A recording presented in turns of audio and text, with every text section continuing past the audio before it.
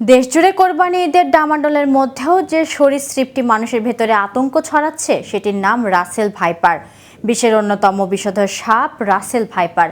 এদেশের মানুষের কাছে এটি চন্দ্রাবড়া বা উলুবড়া নামে বেশি পরিচিত। সম্প্রতি দেশের কিছু অঞ্চলে এই বিষধর সাপটির আনাগোনা বেড়েছে। এটির কামড়ে বেশ কিছু প্রাণহানির ঘটনায় আতঙ্ক ছড়াচ্ছে দেশ জুড়ে। কতটা ভয়ঙ্কর এই রাসেল ভাইপার বা চন্দ্রপড়া সাপ? কামড় দিলেই কি মৃত্যু নিশ্চিত?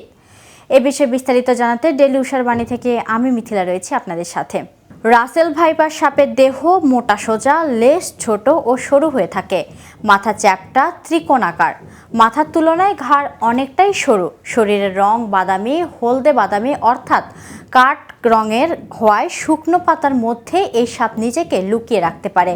সাপটির জিহ্বার রং বাদামি বা কালো। সারা গায়ে স্পষ্ট বড় গাঢ় বাদামি গোল গোল দাগ থাকে। এই দাগগুলো মাথা সূচালো। অনেক সময় দাগগুলো একসঙ্গে দেখতে শিকলের মতো লাগে। গোলাকার দাগগুলো দেখতে অনেকটাই চাঁদের মতো। দাগগুলোর চারপাশে কালো রঙের বর্ডার থাকে, তার মধ্যে সাদা বা হলুদের ছিটে লক্ষ্য করা যায়। পেটের দিকে আঁশের রং সাদা। এদের ২০ দাঁত লম্বা। ২০ দাঁতের দৈর্ঘ্য প্রায় ১৫ থেকে ১৬ মিলিমিটার পর্যন্ত হয়ে থাকে।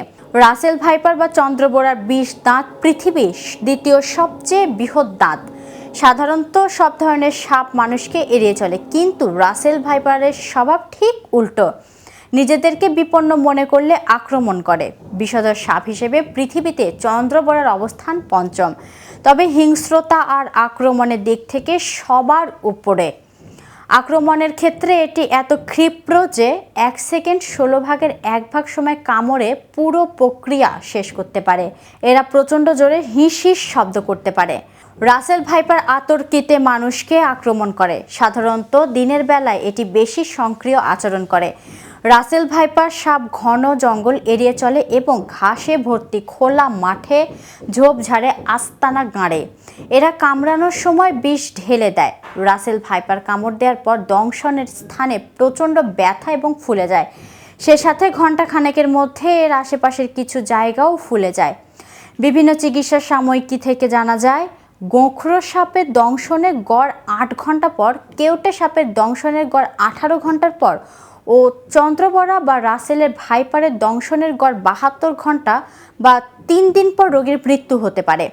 বেশিরভাগ ক্ষেত্রে এই সময়সীমার মধ্যে যদি অ্যান্টিভেনম প্রয়োগ করা যায়, তাহলে আক্রান্ত ব্যক্তির জীবন বা অঙ্গ প্রত্যঙ্গ বেঁচে যায়।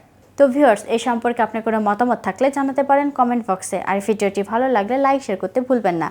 আজ এ পর্যন্ত। এতক্ষণ সাথে থাকার জন্য ধন্যবাদ। নিত্য নতুন সংবাদের আপডেট পেতে ডেইলি উষার বাণীর সাথেই থাকুন।